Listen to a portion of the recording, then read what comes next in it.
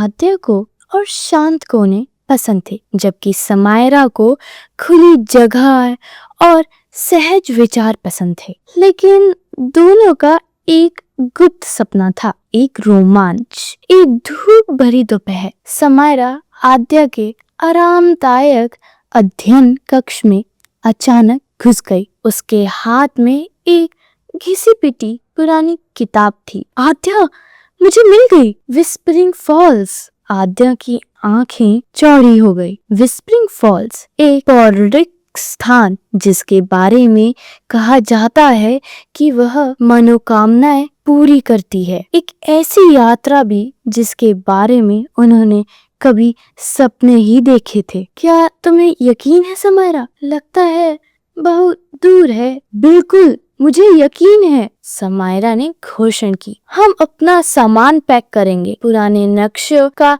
अनुसरण करेंगे। आद्या हालांकि थोड़ी घबराई हुई थी। अगली सुबह जब दोनों दोस्त निकल पड़े, उनका रास्ता उन्हें एक विशाल, जहां जंगली फूल हल्की हवा में नाच रहे थे। समायरा जल्द ही उनका रास्ता जगमगाती नदी से मिला। ओह, आद्या ने उन पत्थरों को देखते हुए धीरे से कहा, हम कैसे पार करेंगे? एक मजबूत गिरा हुआ लट्ठा देखा तो यह हमारा पुल बन सकता है। दोनों ने मिलकर सावधानी से लट्ठे को अपनी जगह पर टिका दिया। वे नदी पार कर जंगल में और अंदर चले गए। हवा ठंडी होती गई और वहां वह था विस्परिंग फॉल्स। इंद्रधनुष पे सभी रंगों से झिलमिलाते पानी का एक शानदार झरना। वे विस्मय में खड़े थे। उनका साहसिक कार्य सफल रहा।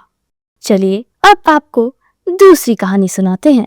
वेदांत और आरुष, दो जिगरी दोस्त, हमेशा से संगीत की दुनिया में खोए रहते थे। उनके बड़े सपने भी थे, जैसे एक दिन अपनी धुन लेकर पूरी दुनिया घूमना। वे 20 साल के थे और उनके दिल में संगीत का जुनून भरा था। एक दिन आरुष ने एक पुरानी यात्रा पुस्तिका निकाली। देखो वेदांत, यह घुमंतु संगीतकारों का रास्ता है, हमें इस पर चलना चाहिए। उसकी आंखों में चमक थी। एक गायन संगीत टूर, यह तो शानदार होगा। उन्होंने अपनी वाद्य यंत्र, उनका पहला पड़ाव एक छोटा सा गांव था, जहां लोग कहानियां सुनने और संगीत का आनंद लेने के लिए इकट्ठा होते थे। गांव के चौक में उन्होंने अपना पहला गाना गाया। वेदांत ने गिटार बजाया और आरुष ने तबले पर ताल दी। उनकी आवाजें हवा में घुल गई। आरुष ने देखा शहर की भीड़ ने